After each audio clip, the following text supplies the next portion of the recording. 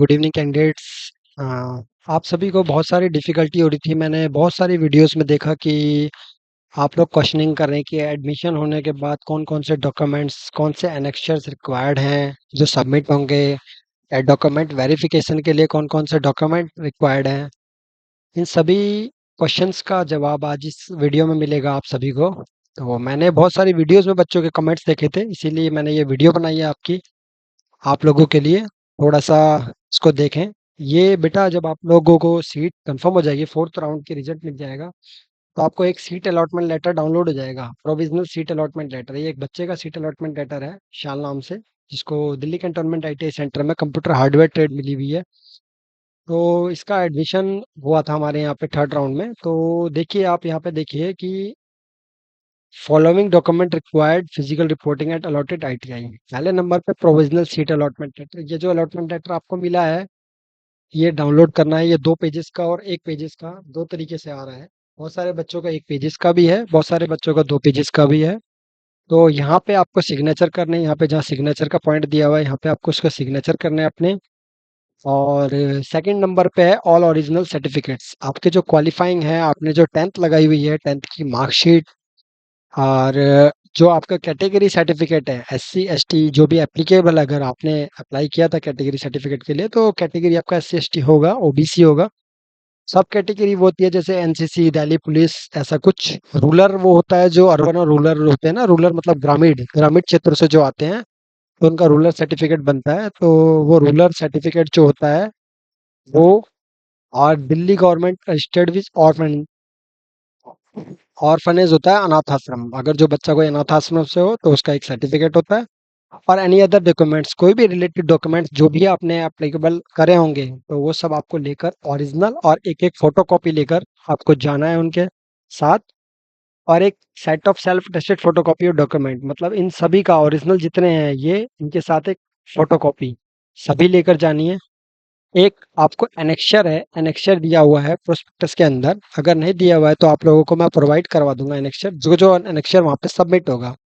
एक तो medical fitness certificate, एक self attested provision of ragging undertaking, एक अंडरटेकिंग, और एक सेल्फ अटेस्टेड कैरेक्टर सर्टिफिकेट, और एक आधार कार्ड ओरिजिनल और फोटोकॉपी, और 3 पिक कैंडिडेट की, जो भी आपकी पासपोर्ट साइज फोटोज हैं, वो आपको ले जानी है। तो बच्चों, ये डाउट हो रहा था बच्चों को कि अंडरटेकिंग क्या होती है। एक तो अंडरटेकिंग ये है, जो आपने फॉर्म फिल करते समय आपने अप्लाई की होगी।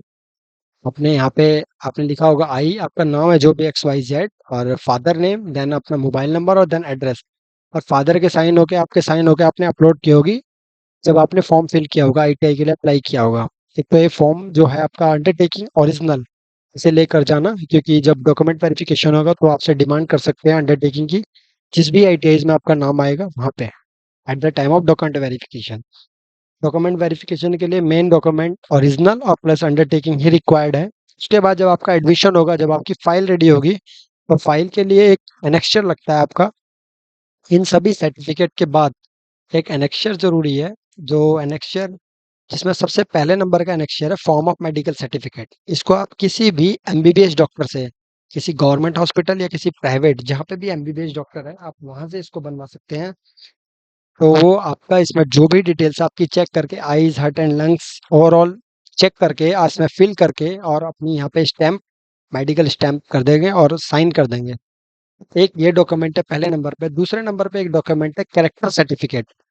ये कैरेक्टर सर्टिफिकेट आपको कहीं भी स्कूल से या किसी एमएलए से, किसी से बनवाने की जरूरत नहीं है। कैरेक्टर सर्टिफिकेट आप खुद बना सकते हैं। बहुत सारे बच्चे कंफ्यूज हो रहे थे इसमें, कोई कैरेक्टर सर्टिफिकेट बाहर से नहीं बन पा रहा है तो मैं कैसे बनवाऊं।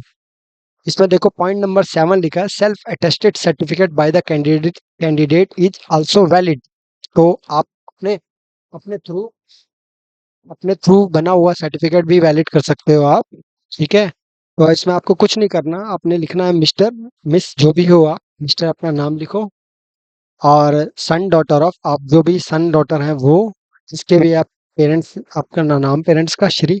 यहाँ पे एड्रेस, यहाँ पे लास्ट, मतलब आपकी जो भी एज है। फॉर एग्जांपल आपकी 20 साल एज है, 18 साल एज है, तो 18 साल 5 महीने, 18 साल 3 महीने, 20 साल 2 महीने, जो भी है वो आप अपना इसमें फिल करना। यहाँ पे लिखना नेशनलिटी के बगल में जो ब्लैंक दिया हुआ है यहाँ पे डालना इंडियन, क्योंकि नेशनलिटी हमारी इंडियन है। प्लेस में डालना दिल्ली, उत्तर प्रदेश, ये जहाँ से भी हो जिस स्टेट से हो वो। और डेट में जो डेट है आज की या कल की, जो भी जिस दिन एडमिशन के लिए जा रहे हो वो डेट। सिग्नेचर के जस्ट ऊपर सिग्नेचर, और जो लाइन दी हुई है ये नेम, इसके जस्ट ऊपर अपना नाम कैपिटल में।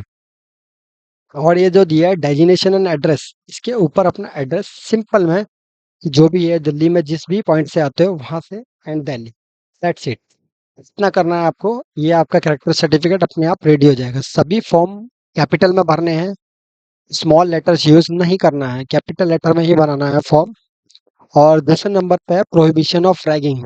ये रैगिंग के लिए, एंटी रैगिंग के लिए एक बना हुआ है, तो इसका ध्यान रखना है। ये कैसे भरना है, इसमें भी आपको आई, अपना नाम XYZ, सन या डॉटर जो भी हैं आप, श्री, अपने फादर का नाम या मदर का नाम, जो भी इस टाइम गार्जियन है, रेजिडेंस ऑफ ये, और signature of the candidate, signature, date के नीचे डेट, और नेम ऑफ द कैंडिडेट के जस्ट बगल में अपना नाम कैपिटल में। और जो दूसरा है, जो कॉलम दिया हुआ आई, इसमें आपको खुद नहीं लिखना है, ये आपके फादर या गार्जियन जो भी आपको देख रहे हैं, फादर मदर गार्जियन जो आपको देख रहे हैं, वो भरेंगे आई, XYZ, father of mister ABC, residence of इस एड्रेस पे। Hereby declare that I am aware of law regarding prohibition of ragging and I agree to abide by the punishment.